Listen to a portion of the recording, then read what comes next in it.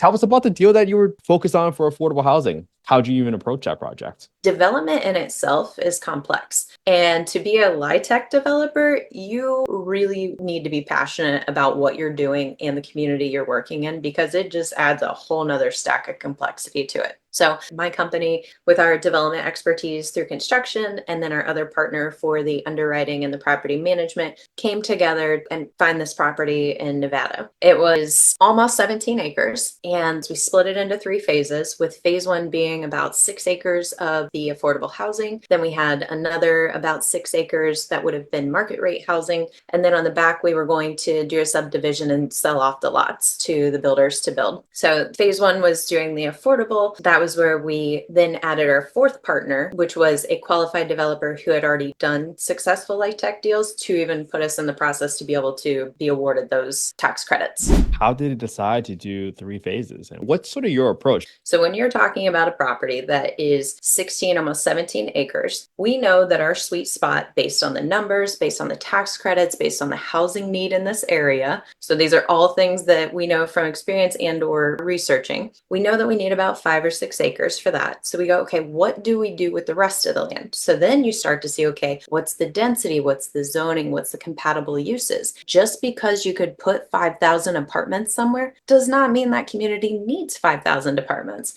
What does this community need? What products can it support? Because maybe we actually need a combination of apartments, townhomes, single family homes. And now we're creating something that is a self-sustaining ecosystem. And then you're also looking at, how are the roads? How are the access points? What do the utilities look like? While also running the numbers. So you're engaging your contractors, you're engaging your architects and engineers, you're getting estimates, you're talking to utility companies. So you don't need to know everything from the start, but you need to know where to get the right partners, so that way you can know how to put the puzzle together.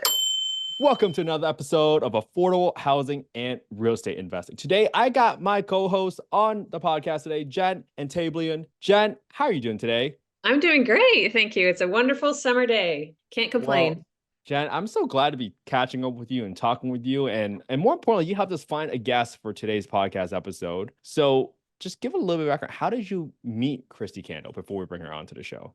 I met Kristi through the Better Life Tribe, which has just been an amazing platform to meet people who are investing in real estate. And I think we connected. She's a sports person. I'm a sports person. Just loves to help people and do good in the world. And so I want to surround myself like people like Kristi, who are brilliant in this space. And so I'm super excited to have her on and just learn more of her wisdom. All right. I can't wait for this conversation. We're going to have so much fun today. And I was really excited about bringing Kristi onto the podcast because she's doing amazing things in affordable housing. She has been on the learning curve, learning about LIHTC. So, which for the folks that are listening right now that don't know what LIHTC is, it stands for Low Income Housing Tax Credits. But learning that complex topic takes a lot of patience. And it takes a lot of experts to kind of guide you through that process. And today, we're just going to bring on Kristi. She's going to talk about her projects. And you know what? Let's bring her on. Kristi, welcome to the show. How are you doing today? Hey, good. Thanks for having me. Kristi, I've heard so many amazing things about you, but just for the audience that they don't really know you, can you just tell a little bit about yourself, like your background and how'd you even get into investing? Sure. So I grew up in a small farming community in Ohio, 2,500 people. And after college, I ended up moving to Florida for a job that got me into my career in real estate development. We were putting up signs for CVS Pharmacy and all their new construction projects. And I realized, wait, there's all these developers who are at the top of the food chain in this, building these sites. I want to be one of them. I don't want to be a sign person anymore. So I ended up joining one of the companies in Clearwater, Florida. And about 4 months after that, had the opportunity to open our Southern California office, where I went on for the next 4 years to build $30 family dollars a year from San Francisco down to San Diego. So from the time the real estate managers got the ground under contract, I was at the city doing due diligence, hiring the architects and engineers, going through entitlements, permitting, dry utilities, construction management. So it was quite the learning curve for having some kid in her 20s telling these old superintendents, hey, we got to stay on schedule and on budget. So yeah, it was quite the crash course. I then switched, because those were 1 tenant, 1 to 2 acre properties. So I said, oh, well, I've got to switch and do something else because there's bigger deals and they have to be more complex. And I want to learn more about that. So I worked with a developer in Newport Beach who was building 5 to 30 acre projects, and they were doing commercial, residential, industrial, mixed use, all of it. And I quickly realized, wait, the bigger the development, the more time and money you get. And everyone thinks it's harder, and it is, but with more time and more money, it's actually easier. So the entrepreneur and me, the lights were going off. So in 2015, about 10 years ago, I ended up starting my company, I&D Consulting, to be both a developer and also a consultant, because I realized that I did gain a ton of experience and I know how to navigate the red tape of California with all the agencies. So that would be a great way to use the consulting to generate the cash flow to then fund the development deals. And it's been an amazing ride ever since. That's amazing. So much. And like you just compacted how many years into Almost 20. almost 20. So yeah, over 20 years. That is a lot of experience. So you're in consulting. What type of projects are you working on now? And do you have kind of a underlying mission or why you choose to partner with some? And what does that look like for you? Yeah, after the first year of from 2015 of going, okay, this is a proof of concept. Does this actually work? I think I have a great idea, but will this work? And it did. I had replaced my 6 figure income in year one and realized, wow, okay, well, this is a business. And then quickly realized, because thankfully, when I had been working with the developers in Southern California, I was able to see and hang out with people who were very, very wealthy. And one of the things that disturbed me a little bit was they were loaded and they had everything that you could ask for from that standpoint, a material standpoint. They weren't happy. I was like, wait, am I climbing the wrong cord? I'm climbing the ladder to the wrong place. So that's really what gave me the reality check to say, hey, my priorities have always been, I want to do things filled with purpose. I want to make a difference. I don't want to just make money. I want to make a difference and an impact. So that being said, after I proved that, wait, my own company will work, we got really clear on the things we wanted to do. We didn't want to build just another shopping center or another CVS to make money. We wanted to do things with an impact. So we have focused a lot of our career on the clean energy space, like Bloom Energy in the Bay Area, who does the hydrogen fuel cells. We worked with them to get those into the Home Depot, so that and solar helps get them off the grid. Same way with fueling stations, both for natural gas and with hydrogen. We've helped develop those actual fueling stations for the light duty and heavy duty vehicles, primarily in California, but also in the Northeast. And we also partnered with a company who's in Southern California, who is a regional internet company, to where 30% of Americans don't have access to broadband internet. And COVID really showed us why that is such a critical factor when we're trying to work and do school from home. So things like that, that's our why. That's our purpose. Let's do things that, yes, you need to make money to run a business, but let's make sure that we're doing the right things.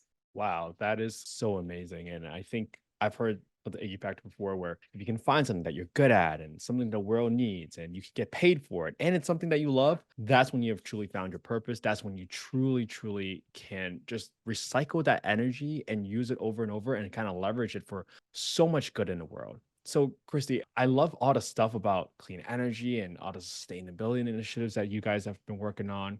What particularly about affordable housing that attracted you to that space, and how did you even get into it? Well, it was through our consulting. We primarily worked in California because of all of the red tape. And back in 2017, we started working with a lot of developers to help them get their power, gas, and telecom services to their new projects.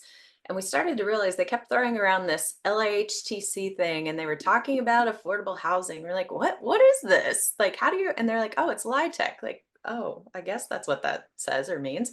So it really just then got us curious to go, okay, this is awesome. How else can we help you? And so we started asking more questions of those developers and paying attention. And we were working on projects in the Bay Area. There was another company who is actually in Los Angeles. And the mayor of Los Angeles has passed a mandate that said, you need to streamline the building permits to give us the permits faster for affordable projects. And they got LADWP, who is notorious for taking forever for power designs and contracts, to expedite their work too. And we can say from experience, both have actually expedited and are hitting those timelines mandated by the mayor's office, which is amazing. The thing with that LA developer is that they don't do LIHTC because of the complexity. They use impact funds to fund their projects. So that was another cool thing that we started once we found that avenue. It was, hey, tell us more about that so we can see how that model goes, because you do have less red tape. You mentioned two big concepts right here. One is getting the expedited approvals from not just the city, but also from utility companies. And I really want the audience to understand, when you go get a project approved, right? Sometimes you got to buy the land. And when you buy the land, you're carrying debt on the land. And when you're incurring all these costs just to get the project approved, that puts a tremendous amount of pressure on the developers, not just from a cash flow perspective, but from a risk perspective, because what if the project gets denied, right? And I think with that initiative that was passed in LA, it has helped at least alleviate some of the risk, because now instead of maybe a 2-year or 3-year carrying cost, you might be able to get a project approved in 6 months or 12 months, which is nearly half the amount of time. Is that sort of what you saw in your difference? Because you said, hey, it actually worked. What was the difference that you saw? It was the speed, and you depending on how hot the market is or isn't, we always, and we'll talk about this later with what we're doing in development, but we always try and put in as much time into your purchase and sale contract as possible so that you are not closing on the land and starting those costs until you're ready to put a shovel in the ground. But if the market's hot, you don't have that option. And if the seller has options, honestly, signing a purchase and sale agreement with an affordable developer is the lowest on their ranking. So sometimes you do need to take calculated risks. And I would only recommend that if you know the market, because even if you don't close on the land until you have permits, you're spending hundreds of thousands of dollars on your architects, your engineers, your applications to get the tax credits. There's lots of money that's going out. So there's all sorts of other strategies to maybe defer your consultant fees until you get the construction loan and maybe pay them 1.5 or 2 times. So like, you can get super creative, which is what I love about development and how you structure the deal. But yes, and part of what my consulting company specializes in is if you can reduce the amount of red tape required at all, whether it's a mandate or you find a way to fit your project into where it flows through faster, you're reducing your risk. And the whole game of development is, how do you reduce your risk each step of the way? Yes. And I love that main prerogative that you talked about reducing risk. Just for the people that don't know anything about low income housing tax credits, can you just give a quick overview on what is it and why do people even go after it?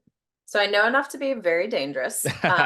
One of the partners we bring into our deals does the underwriting and works with the consultants, but there's a 4% and 9% tax credit that's out there. And depending on which developer that we've worked with, they know that, hey, this one's more competitive in this state, this one's more competitive in this state, this one will actually make the deal hurdles. So it's two different incentives that are out there. And it's not like you're actually getting cash in hand. You then have to go sell those on another market. So it adds more complexity to it. It's not like they're saying, hey, cool, you get this tax break. It's a straight 1-for-1. Here's the cash.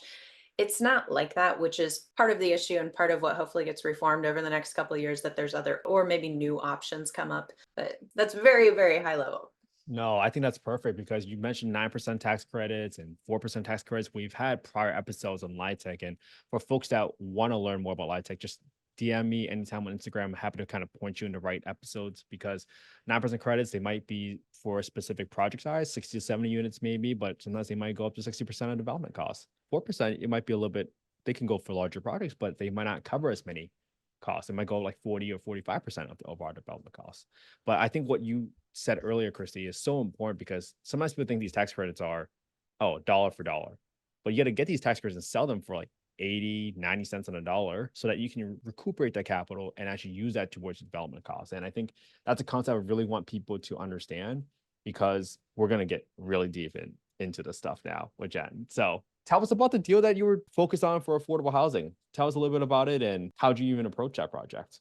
So one of our more recent deals was in Fallon, Nevada. So I split my time between Southwest Florida and Lake Tahoe. So Fallon is about an hour east of Reno, and in a general area where we already invest in other properties. And our development partner had brought it to us. Well, to even back up further, after I had worked with our developers who got us interested in affordable, I ended up joining a mastermind in 2020 with a developer in Tennessee who had worked for one of the big affordable LIHTC developers. And then he's like, wait, I'm going to start my own company. And then he realized that there wasn't education out there that was really helping you understand the complexities, how to do things in the right order, because development in itself is complex. And to be a LIHTC developer, you really need to be passionate about what you're doing and the community you're working in, because it just adds a whole nother stack of complexity to it. So it was in that process and over the year that we had that I met two people who ended up going with me and doing the Fallon project. One was an underwriting and property management guru. The other was in the Bay Area, had sold a company. He had the cash, but not the time. So he came in as the LP, and then as the sweat equity, my company with our development expertise through construction, and then our other partner for the underwriting and the property management came together to find this property in Nevada. It was almost 17 acres. And the way that we ended up designing it was we split it into 3 phases, with phase 1 being about 6 acres of the affordable housing. Then we had another about 6 acres that would have been market rate housing. And then on the back, we were going to do a subdivision and sell off the lots to the builders to build. So phase 1 was doing the affordable, and that was where we then added our 4th partner, which was a qualified developer who had already done successful LIHTC deals, to even put us in the process to be able to be awarded those tax credits. And then each state is different. Each region has slightly different requirements, but essentially for the markets we were looking in, after we did 2 deals with a qualified developer, we didn't need to use them anymore. We would be qualified. And so that's why we all went in with separate entities. So each entity could go, so we could all spin off separately rather than come in as one entity. We wanted to make sure we all got experience so we could go out and make a bigger impact once we had done it a few times. Wow. That is like so, how would I even describe that? Because some people might listen to you, Kristi, and say, wow, well, how did it decide to do 3 phases, and 1 phase affordable and 1 phase market rate and 1 and subdivisions, right? How did you even like come up with that plan? Was it like a very long, robust discussion, or was it someone like you with the development series like, hey, why don't we just do this way? Let's anchor down here and maybe we'll start tweaking it. What's sort of your approach? Because sometimes when we talk to people about development, it seems like such a theory in nature that sometimes people don't even know where to start, even though you can be really creative with it. So what's sort of your thought process? Just want to get into your head a little bit. So what we find interesting is when we go present a project to a jurisdiction and then they try to redesign our project for us, they don't understand that we've gone through 50 other possible scenarios and iterations taking in. So when you're talking about a property that is 16, almost 17 acres, you've got a property owner who's saying, I'm not going to let you parcel off 5 or 6 acres to only do affordable. So now we go, okay, we know that our sweet spot, based on the numbers, based on the tax credits, based on the housing need in this area. So these are all things that we know from experience and or are researching. We know that we need about 5 or 6 acres for that. So we go, okay, what do we do with the rest of the land? So then you start doing the zoning research with the municipality and you start to see, okay, what's the density? What's the zoning? What's the compatible uses? And just because you could put 5,000 apartments somewhere does not mean that community needs 5,000 apartments. So part of that then is getting that local knowledge and that local insight to go, what does this community need? What products can it support? Because maybe we actually need a combination of apartments, townhomes, single family homes. And now we're creating something that is a self-sustaining ecosystem, because then you can have someone start in an apartment and then they can graduate out and they can get into a townhome. And then after a townhome, they can go, hey, now I can move up to a single family. So you've got to think about all of those factors. And then you're also looking at physical site characteristics, like how are the roads? How are the access points? What do the utilities look like? So you're looking at all of that while also running the numbers. So you're engaging your contractors, you're engaging your architects and engineers, you're getting estimates, you're talking to utility companies. So I was actually on a call yesterday talking to someone about a project in Colorado, and you're playing a detective, you're putting all the pieces together. And what you're doing at the very beginning is you're doing all this fact finding to go, what am I working with? And then you've got all the puzzle pieces. Now you start putting it together based on your experience and expertise, to where you don't need to know everything from the start, but you need to know where to get the right partners. So that way you can know how to put the puzzle together. I love your puzzle analogy. That's literally what I talk about all the time on the podcast, Kristi.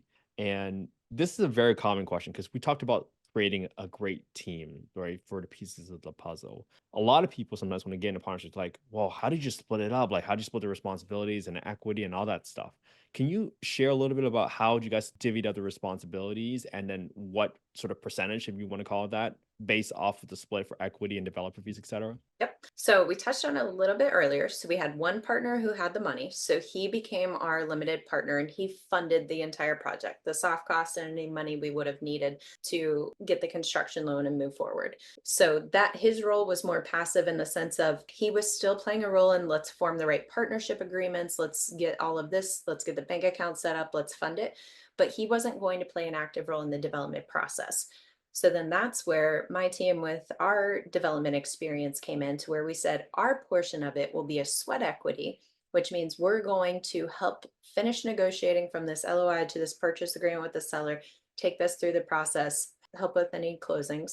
But then also we're going to hire the architects and engineers. We'll do the city due diligence. We'll work with the utility providers. So everything I've done my entire career, and I've trained my team and we've created our own software for managing projects. So we took over that whole project. So once it would be construction completion and we pass it off to the property manager, that was our chunk. And then our third partner came in with his sweat equity, to where he did the underwriting. He was going to secure the tax credits, work with the tax credits consultants, and manage that application process. And then on the back end, because his background was property management, he was then going to manage the property manager and do most of that ongoing coordination throughout the life of that until we got to either a refinance or a sale at year 15. So that being said, that's how we split that up. But then, like I said before, we had to bring in a developer who had already done tax credits before. So there were 3 different ways we set up the structure for this one deal. So for the actual ownership of the property, we had our limited partner at 25%. We had my company with the development expertise at 15%. We had the underwriter property manager at 9%. And we had the experienced developer at 51%, because they needed to have a majority ownership to even get awarded, to be considered and then awarded for the tax credits. So that was the ownership portion. That comes into play when we go to sell the property in 15 years. So I always like to have the larger upside on the back end to defer today's cash to have a larger upside on the back end. So we took more of an ownership stake, allowing our underwriter partner to take more of a cash flow and a developer fee stake. So the next phase was in this, you get a developer fee. So the party who's putting the deal together and making this happen, and it's all regulated on how much you can make, but there's a developer fee that once you finish construction, it's open, the units are leased up, then you get a developer fee. You can split that up completely different than the equity ownership in the property. So for that, we took the developer fee, and our limited partner had 10% of that developer fee. My company had 30%. The underwriting property management partner had 40%, and the qualified developer had 20%. So basically what happened with the percentages there is that the people with sweat equity, who were spending our time and money and teams and resources, then got a majority of the actual cash about 3 years into the deal. And then from there, you have the ongoing cash flow that happens throughout, and that's also regulated on how much you can actually make throughout that. And we split up that fee then completely differently as well. And in that case, our limited partner had 50%. My company had 20%. The underwriter property manager had 9%, and the developer had 21%. So when we say that you can get creative in development, we got very creative. There's so many ways that it's divided and different ends and at different timelines. That sounds complex to me.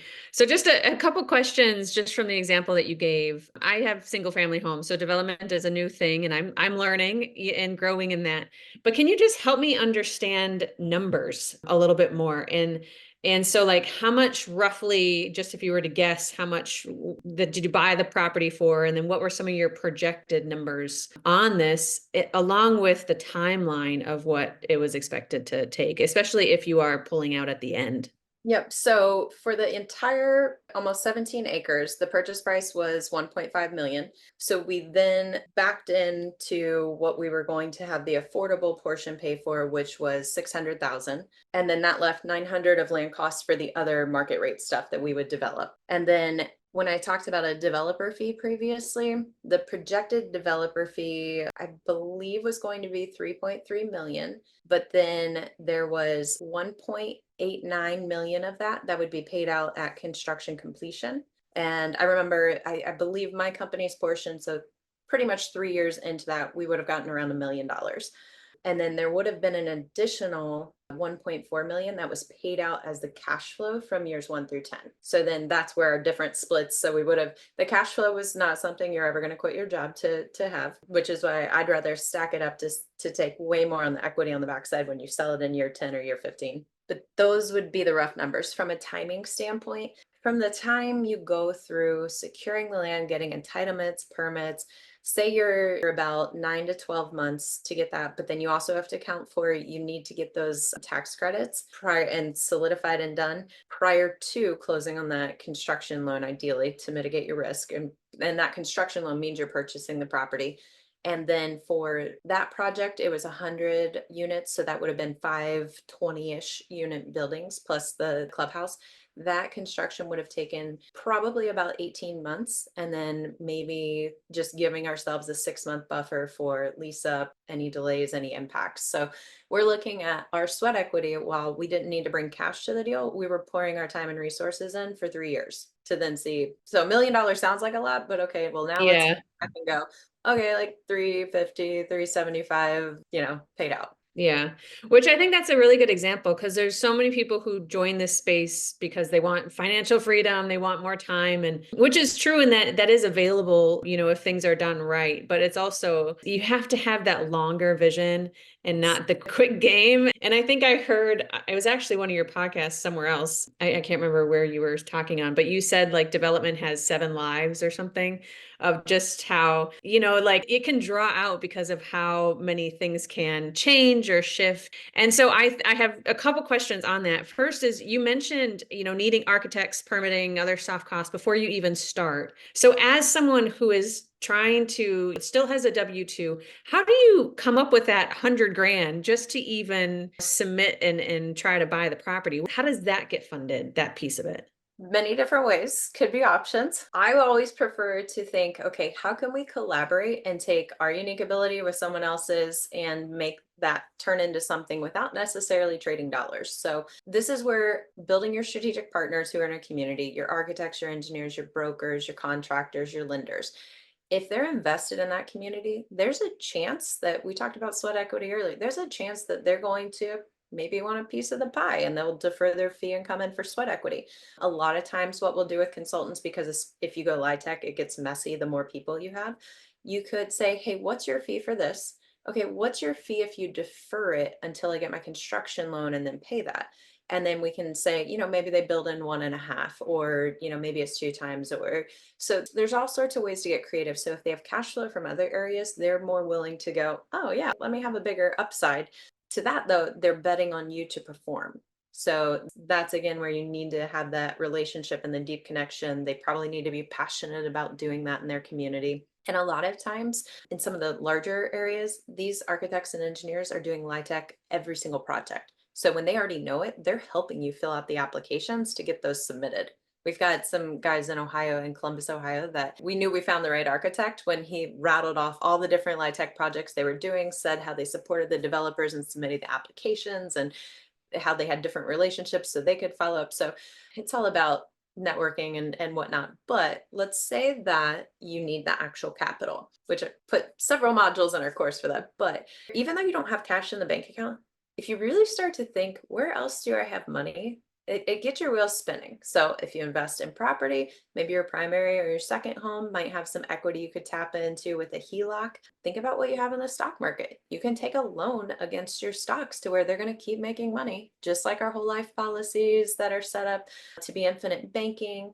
There's so many things out there that potentially could work. I typically don't recommend putting stuff on credit cards. But if you have a really good 0% interest credit card and you have a really great plan to pay it off, consider it, but also that could be the most dangerous if you miss that 12-month payoff. So there's all sorts of different ways. I mean, you can take money against your 401k. Probably don't recommend. That's my least favorite one because there's so many penalties and different things involved. But there's all sorts of different ways you can do it to try and find that capital. But you would be shocked. Like if the numbers work, you're going to find people with money who don't have time and don't have experience. So that's where building your personal brand, getting out there, telling people what you're doing, getting people excited, knowing your community, that plays such a big role. Yeah, no, I agree. And I think having people like for me who's new into this, and for you, and to have people like you and Kent, because it's also, I'm taking a risk on myself. Like if I'm using my own money, it's also like, I don't know if I actually have that much confidence in my own ability, which is why strategic partnership. And for me, being the least smart person in the room is a really great place. It's humbling, but like that's where I want to sit, because that also decreases the risk. And then also for architects, they're not going to take a risk on me who has zero experience in development. I have to bring those who are like, yeah, I've been doing this for, I don't know, Kristi, how long it is for you now, but 20 plus years, and bringing that into the equation as well to kind of help it. So I think lender's gonna want, when you get the debt, your lender's gonna want that story too. Everywhere yes. along the way, you're selling your story, you're selling your project, you're selling your experience. Yeah. Yeah, no, I think it's good. But for me, it has kind of been the humble side of it. Like, don't pretend that you know more than you do, because people are going to read through it and it's not healthy. And it is okay I have strengths and I have things that I'm not as strong in, and then that's okay. And just trying to find your piece of the puzzle, as you would say, in the bigger picture, I think is And quite. it's completely okay having a smaller piece of the pie, because you are learning so much and getting so much experience. So people are like, oh, well, I don't know. And there's maybe a small percentage that's left for them. Are you putting a price on that experience? Because if you do Yeah. that, then it's probably worth it. Yeah, no, so true. So do you use it? You said, if the numbers work, which that's how this whole thing works. Do you use a particular calculator out there to kind of put this, or is that also one of those, it depends So scenario? we, in our master class in 2020, they gave us their underwriting form. So Oh, that is something that I have, but that is not my strong suit. I don't get any energy from that. That's why I have either my CFO on my team for our deals, or if it's affordable and we have our underwriting partner in, he does all those numbers and goes through and then can explain it to us. And we go, oh yeah, yep, there we go. That makes sense. So there are specific forms. And then there's also underwriters who are out there that can underwrite deals. Affordable, LIHTC, all of that is another level of complexity. So you have to find the right person. But yeah.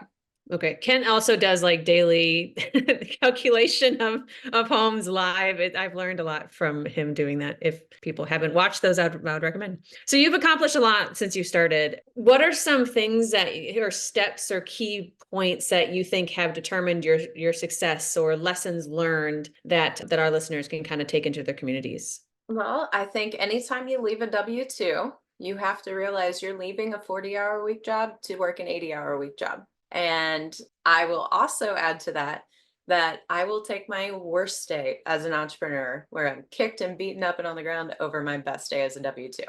So if you've got that in you, then you probably are a good candidate for taking the leap, because an entrepreneur and starting a business, or an entrepreneur and starting a development, it's the same thing. You're looking fear in the face, you're feeling that anxiety, and you're going, great, let's bring it on. So I would also say that when you go to start something, say it's a business, say you're an HVAC expert and you've worked in it, you're like, I'm going to start my own. Most of running a business has nothing to do with what you're an expert in. And that's the biggest thing, is that you go, yes, I'm going to go solve all these problems. And you realize you're staying up until midnight sending invoices and managing calls and checking that. So I think understanding and going in with open eyes that it's not glorious all the time to be an entrepreneur. I mean, most of what we do it's the 10 years of work that builds up to all of a sudden we're on the mountaintop, and that's where everyone sees us and go, oh, must be nice. Well, you also don't see how much we grinded and the blood, sweat, and tears to get here, and we'll be knocked down eventually, and then we'll build ourselves back up and go. But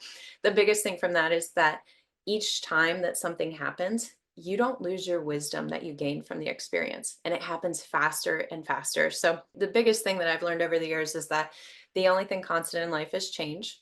And the only thing that we can truly control is our response to the things that happen. And with that being said, give yourselves grace, because no one is perfect. And as a recovering perfectionist, I can say that, completely. It will not be perfect. There will be times where you go, oh my gosh, I could have done that so differently. So just give yourself the grace to be human, because your human, authentic side is what's going to resonate with everyone else. It's going to allow others to give you that grace and that, okay, they're human and I actually trust them more now. So it's along with the perfectionism, the other lesson I would tell myself is don't try and control every single aspect to the little detail of what you're doing. Just be very clear on your vision, be very clear on your goals, be very clear on your purpose, and push everything in the right direction. But don't try and control every tiny little thing. It took me so long to learn that. And over time, I would test it with baby steps. And all of a sudden the universe returned something so much bigger than my actual outcome was. Like, wait. So I'd give up more and more control. And now I'm just very clear on my goals, very clear on my vision. And I go, all right, surprise me, universe. We're going to keep pushing towards it, but I'm really curious to see what's going to happen.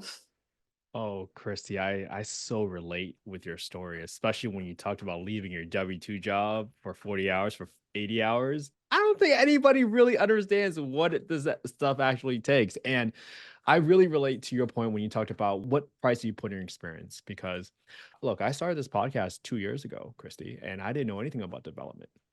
But fortunately, I've been able to get the right folks on, folks like yourself who are so open and so giving and so gracious to share the knowledge that you've accumulated for so many years. I mean, I practically worked for free for my mentor for a whole year.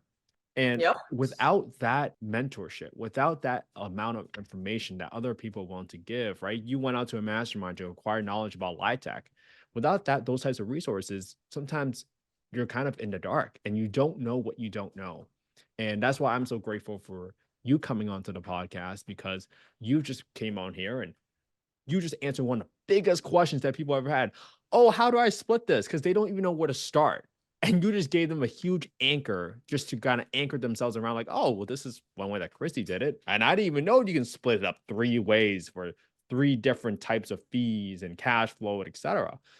For a lot of people, they can't even wrap their heads around it. But now they can, thanks to you. So all that said, I mean, you've recently developed a course for those wanting to get in development. Can you share a little bit about it and how those who are part of our community can use this course? Yeah, so I got to a point. I'm also in strategic coach. That's a program for entrepreneurs who are at a certain level and they really help you up your game even more. Like you think you're operating high, they show you, wow, there are so many more tiers and awesomeness that can come from that. So through that program, they taught me the concept of creating self-managing companies. And one of the pitfalls we fall into when we're running our own businesses is you could say, well, no one can do it as good as me. Or you could say, if I don't know how to do it and if I haven't become the expert, I can't sub it out to someone else. Both are not true. You can leverage from day one. You can leverage virtual assistants, technology, automations. There's all sorts of things that you can do early on to help you. But creating those self-managing companies is what got me to a point where I kind of was sitting around for a little bit going, got a lot of extra time. What do I want to do with myself? And it was, I asking myself the question of what would make me get out of bed every morning that even if I didn't get paid, what would fill me up? What would be that passion or purpose? So if your why is strong enough, then, development is hard, but life is really hard too. So you've got to have that why. So for me, that turned into creating the local real estate developers course. So we just launched it. We've got a starter course that builds the foundation and the belief that if you're curious and you go, I'm thinking like this development thing, I'm starting to understand that someone built these buildings in my community and someone runs like, wow, that's interesting. I'm starting to understand how this community was formed and built. What is this development concept? So like that's our starter. It's $200 and it gives people that foundation. So they go, yeah, I am really curious. So then we came out with the full soup to nuts, took my 20 years of experience, dumped it into this course. There's probably 60 plus 3 to 5 minute videos, 50 plus resources that are in it, including underwriting templates for development, both for new construction and for rehab and repurposing buildings. Every checklist, so through all the hundreds of projects that I've done, every checklist that I've created, because everything I've done is at scale where we're building multiple of the same thing. So it's how do we automate? How do we systematize? How do we scale? So like all of these are coming from hundreds of projects of experience. So we put that in there with the main goal of empowering our local entrepreneurs and real estate investors to transform those old buildings and those vacant lots into something that your community needs. Most people, so in our small and medium-sized communities, you're the expert. You know what you need. You know what places are missing for you to live, work, and play. And the big guys aren't coming to your town. It's too small for the resources they have. And the other thing is your city leaders are actively looking for emerging developers. That's what they're calling it. They are trying to find the emerging developers because they have grant money that they want to partner with you to put it together. And they just need someone with the expertise to help educate the entrepreneurs and investors, to help piece them with the city so they feel confident giving the money. The opportunities are endless. Literally in our small and medium-sized communities, there's way less red tape. It's not as scary as you think. My partner in the course, they bought a property that is being redeveloped, and it was less than $1 million. So you can do development deals that don't cost a ton of money, and you can make it happen in your community. I love that. So I live in Portland, Oregon. When I drive down my streets, especially in the city, affordable housing it's very hard not to see as a major need in my city. And I know that, other people who are listening come from communities, either have a huge heart and passion for that space, or they, you just see it. It's a growing need in our nation. What skills can I develop, or what underrated skills do I maybe already have that every developer needs for me to make an impact in my community? To look at the existing relationships and connections that you have and see beyond, oh, this is Mary who lives down the street, because Mary is actually a city councilwoman, and to see beyond to Tom, who owns the local car dealership, but he's actively investing the money he makes as he's getting to retirement into other improvement projects in the community. And to start to realize that the people you're interacting with all the time could potentially be a strategic partner and someone that could help you in your deal. And that the more that you tell people what you're doing, one, you're putting it in the universe. So then the universe is going to try and make it happen. But the more people that hear it, all of a sudden they're gonna be like, oh yeah, Jen was talking about affordable, and this guy has this extra money and he only wants to invest in affordable.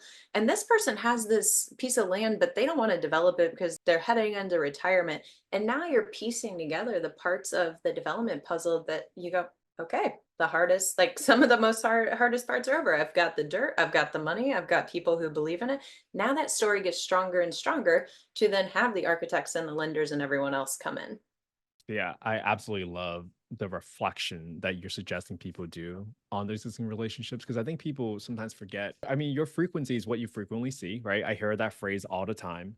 And if you are truly focused on making an impact with your time and your energy, and you're trying to help people, somehow the universe finds its way to give you a couple of signs. And like you said, the neighbor down the street might be the city councilor who might be the one approving your project for the folks that you're trying to help, whether you're a nonprofit or whatever. And I have always believed in the power of relationships, and I always believe there's certain levels of relationship. There might be acquaintances, there might be friends, your really, really close friends and family, but then there are friends or people in your life that really want to see you win, and those people are so valuable and so rare, and you have to be worthy of a friendship like that. And when you have to put yourself out there and share with people your mission, kind of like what you're doing, Kristi, by sharing this wealth of information with people for a wildly affordable price of $200, immense amount of knowledge for 20 years of experience. Wow, how can you not take someone up on that offer and really leverage all the experience that they have done, and learn as much as possible from them so that you can get a head start to help the people that you want to help? And when you are equipped with that information that Kristi is providing with all of us, now all of a sudden you can talk intelligently in front of these folks so that you are not just talking to talk. You have at least demonstrated to other folks, like, okay, this might be an emerging developer, but at least he or she took the steps to learn as much as possible so that they can be equipped to have a knowledgeable and intelligent conversation with us about development. And I think that's really underrated. So I love how you talked about the relationships. It's just sometimes people don't recognize it. So Sometimes it's the easiest, most simple concepts that are right in front of our face, but we're so busy and we have so many things happening. I think we get like 2.2 million inputs a day and we can only process 131,000. So when you think about that, you better be making sure you're programming your subconscious properly to make sure it's weeding out the right stuff and putting the right stuff in. completely agree with that, Christy. Well, development is such an evolving space, right? What kind of trends do you see in the development space over the next like 5 or 10 years, and how are you preparing for them?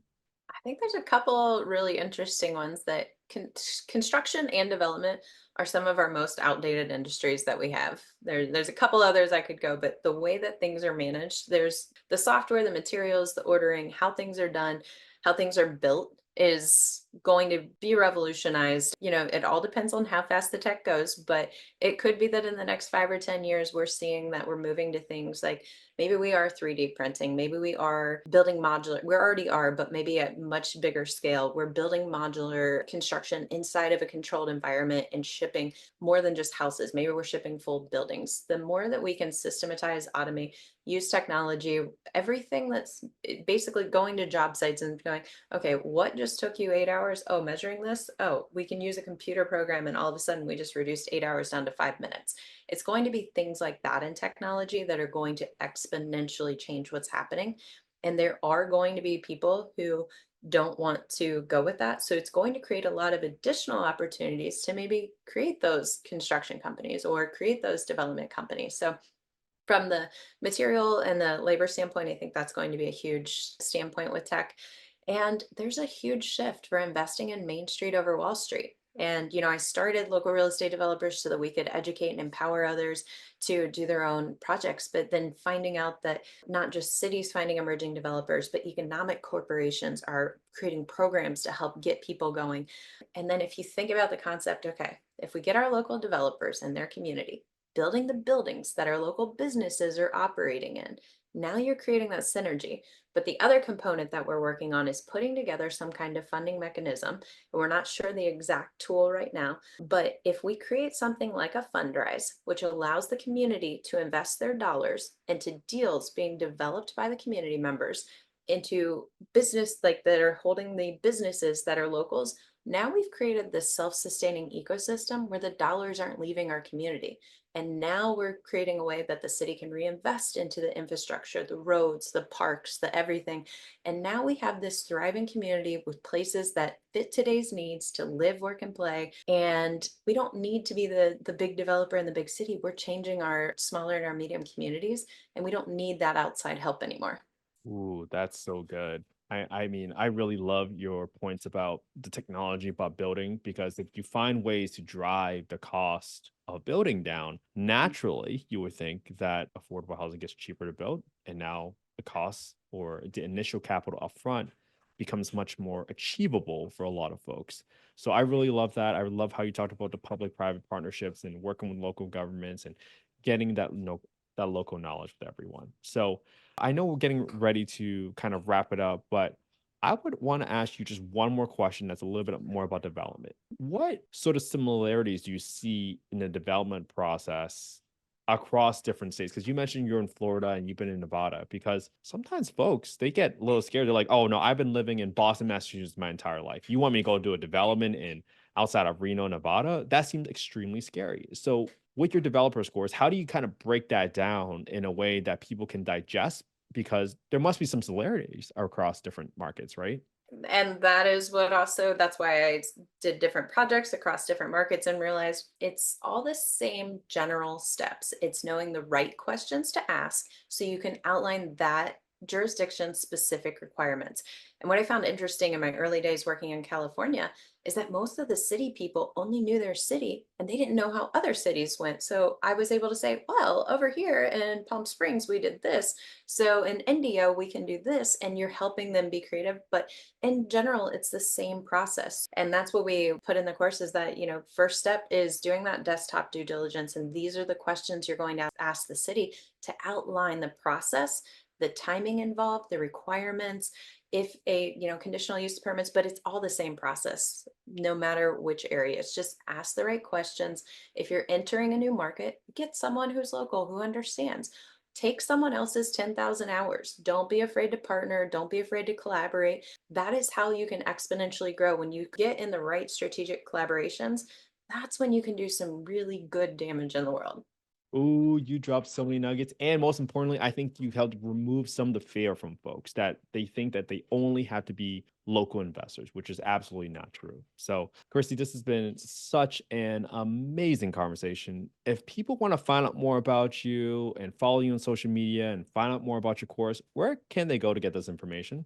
I would say the best place is to go to LinkedIn. And if you want to follow our local real estate developers, it's local real estate developers. And that's Love where we post our different content. We try to put out tons of free content because I do not want to make money on a course. I want to make money as part of transforming communities. So don't take the course if you're not going to take action. But if you are, we're going to do some awesome things together. So if you go to LinkedIn, local real estate developers, that'll keep you up to date. You can also check out my LinkedIn, Kristi Kandel, Kristi, Kandel, Kandel.